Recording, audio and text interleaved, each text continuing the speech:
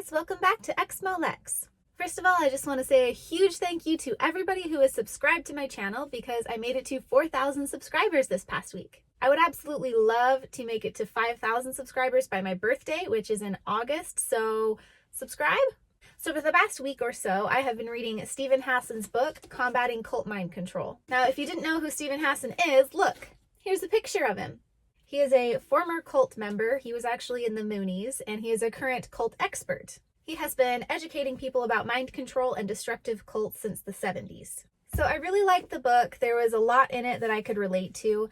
It talks mostly about people who were recruited into cults, but there are stories of people who were born into cults, like myself. So Stephen Hassan is probably most famous for his cult breakdown called the BITE model. That's B-I-T-E, which stands for behavior control, information control, thought control, and emotional control. I know that Telltale and Mr. Atheist here on YouTube have done a breakdown of the Mormon Church using the BITE model to assess whether it is a cult or not. So I won't go super in depth on that, but I do want to discuss the BITE model and how it relates to the church, as well as tell a story from the book from a former Mormon. So to start off, I'm just going to quickly go over the BITE model and the specific methods of mind control that it lists. You can find all of this info on freedomofmind.com, and I will link that in the description below. If you were a Mormon or part of any other highly controlled religious organization, listen to these things and try to think how they might have been used in your group.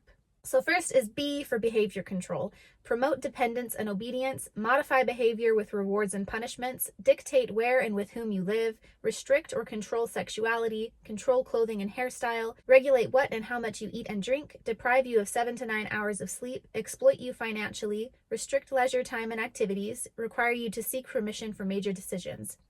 I is for information control.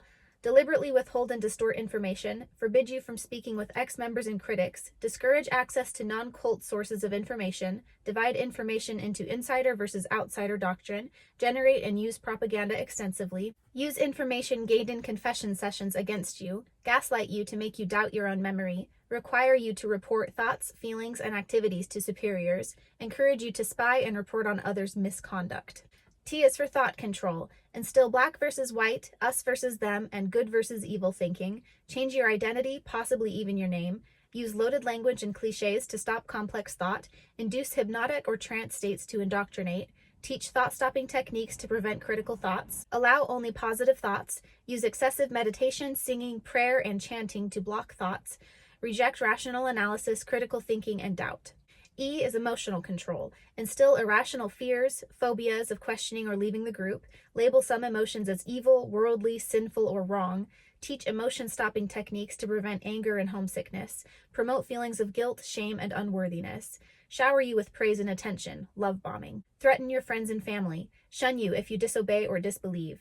Teach that there is no happiness or peace outside the group. So the LDS Church does a lot of these things, and like I said, I know other people on YouTube have broken down each of these points very, very specifically within the church, so I won't go into every bit of it in this video. But I will point out a couple of things from each category that Mormonism uses. So first, for behavior control, the very first thing is promote dependence and obedience. The church has a huge push for obedience. There's countless general conference talks, lessons, songs, etc. about being obedient. Another thing is control clothing and hairstyle. Members of the church are not to wear clothing that shows above the knee, the shoulders, cleavage, upper back, midriff.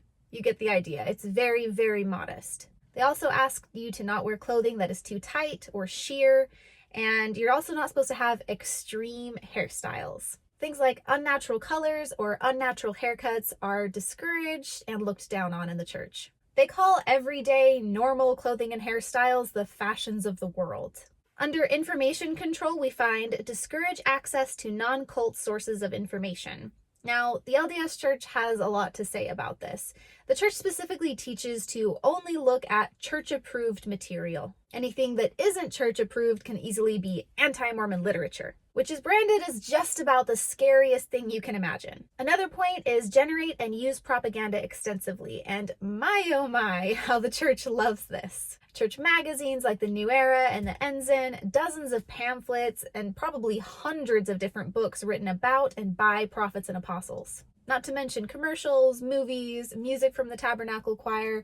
It's endless. Under thought control, one aspect is reject rational analysis, critical thinking, and doubt. The church tries to stamp out doubt wherever it can be found. You'll even hear quotes from apostles repeated over and over on this subject. Things such as, doubt your doubts before you doubt your faith, and assume the good, doubt the bad. Another thing is change your identity, possibly even your name. You'll see this in a multitude of different ways within the church. For one thing, in church, you are called by your title instead of your first name. So you'll hear brother, sister, bishop, president, elder, etc. On the mission, missionaries aren't supposed to go by their first name. They go by elder or sister instead. When you go through the temple and you do your first endowment session, you are given a new name. So as you can see, this happens in many different ways. Under emotional control, we find instill irrational fears or phobias of questioning or leaving the group.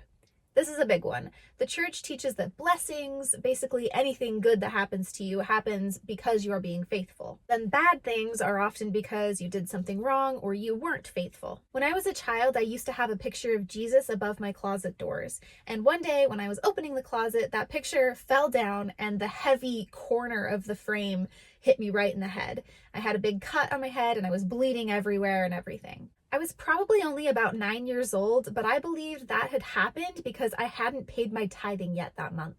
So from that, I think you can kind of see how deeply this type of thinking affects the members. From such a young age, I was afraid of doing anything wrong.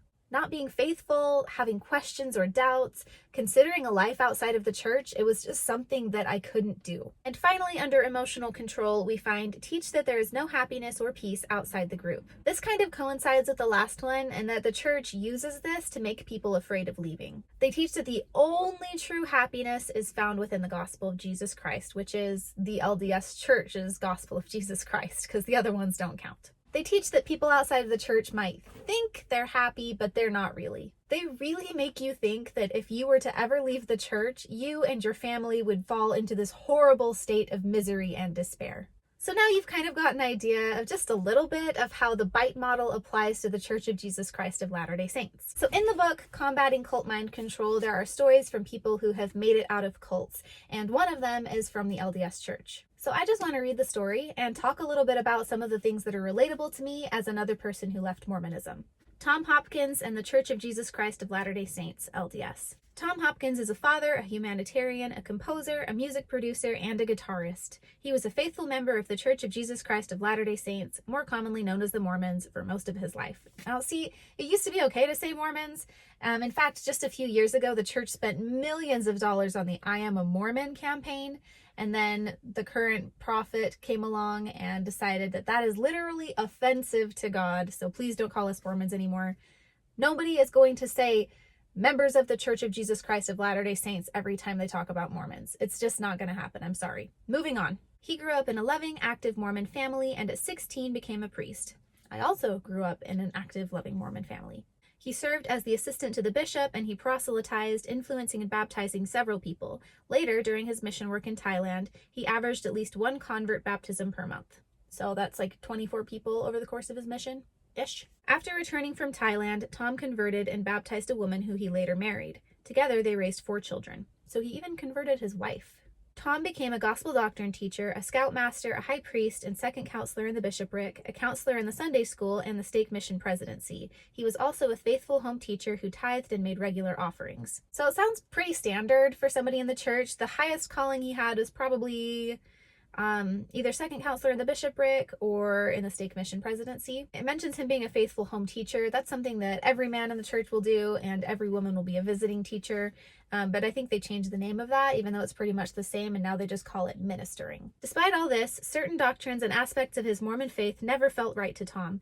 Like other faithful members of the church, he accepted some things on faith, expecting that someday, perhaps after he died, it would all make sense. See, they actually tell you to do that. If you have a question that maybe your seminary teacher or a bishop or whatever can't answer, a lot of times they just say, "We don't know, and we'll find out after this life." Though he studied literature that concerned many anti-Mormon arguments, he didn't give his own concerns, questions, or negative feelings much energy or credibility.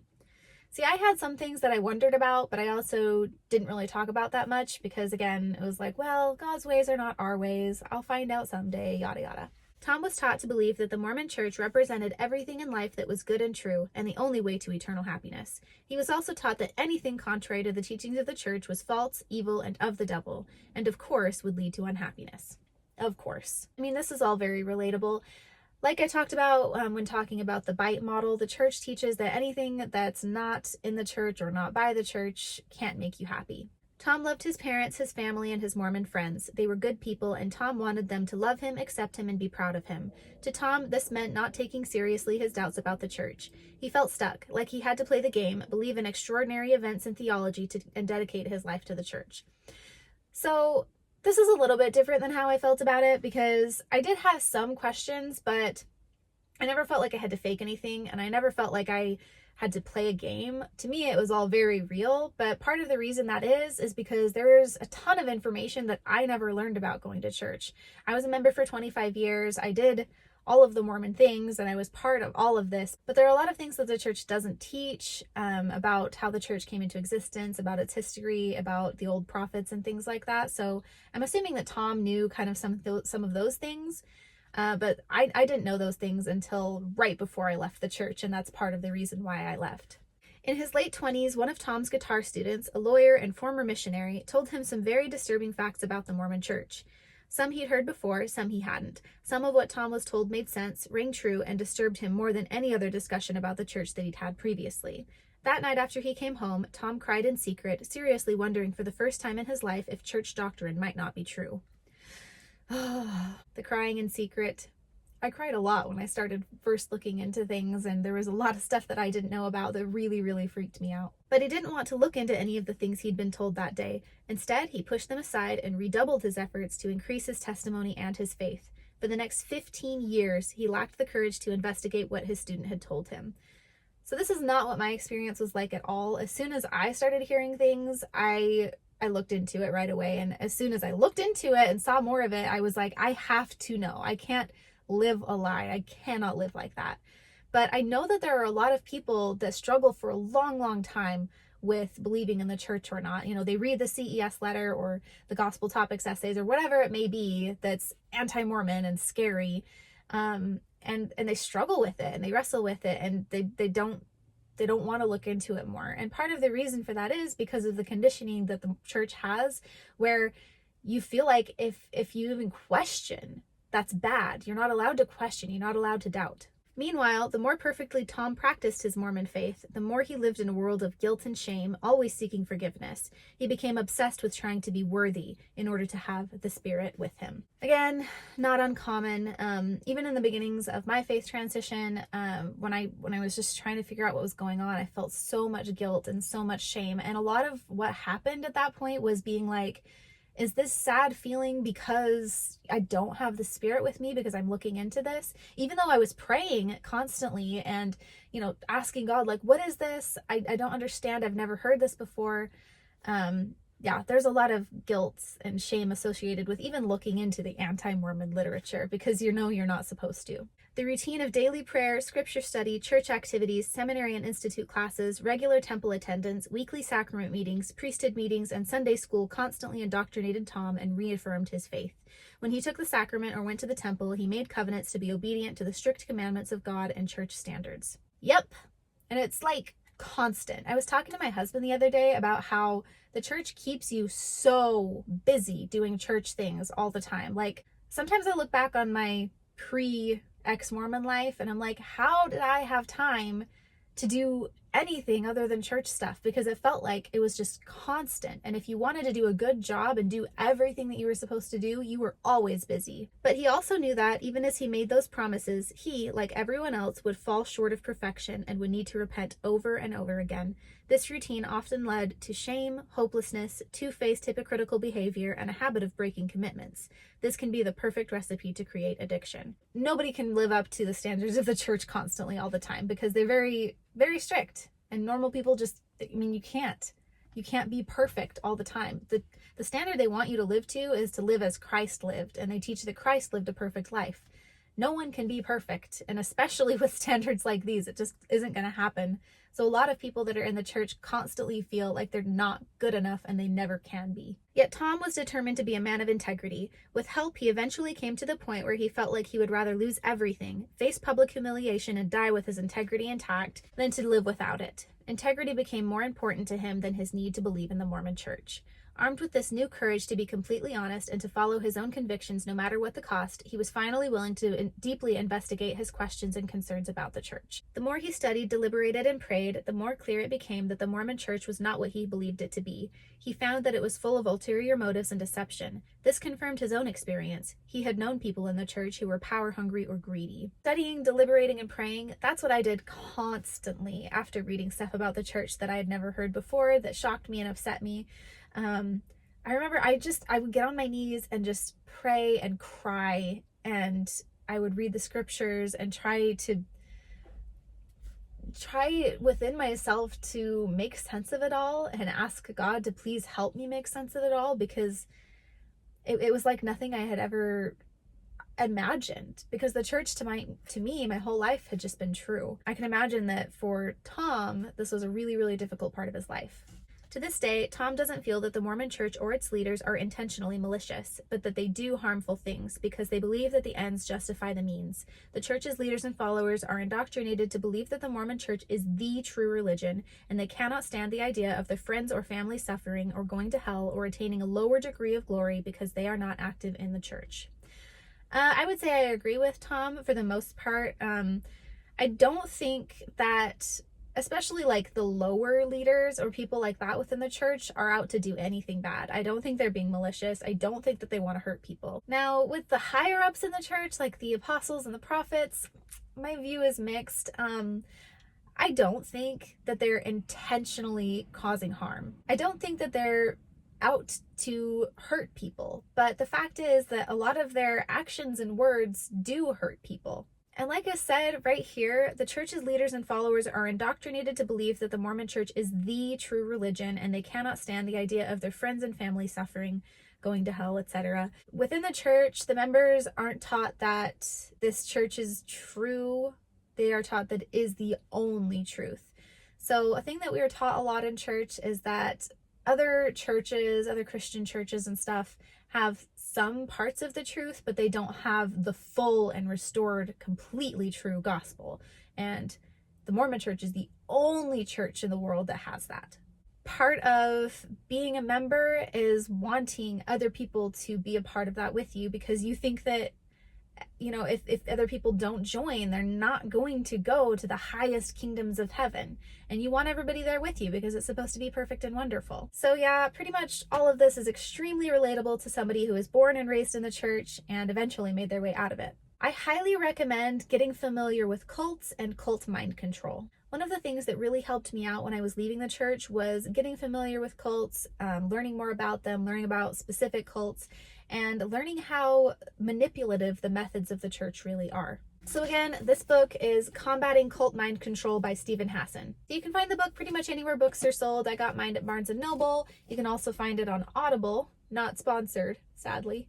Also check out the website freedomofmind.com to find out more about the bite model. If you liked the video, give it a thumbs up. If you hated it, give it a thumbs down. I don't care. And of course, I have to give a huge thank you to my patrons for supporting the channel. You guys are amazing. And a special thank you to Tans and @Keegar for supporting the channel at the Demon tier on my Patreon. Check out my Twitter and Instagram at exmo_lex. You can find links for that, as well as links to support the channel in the description section of this video. Remember to like, comment, subscribe, share. Thank you again for 4,000 subscribers, and I will see you guys next time.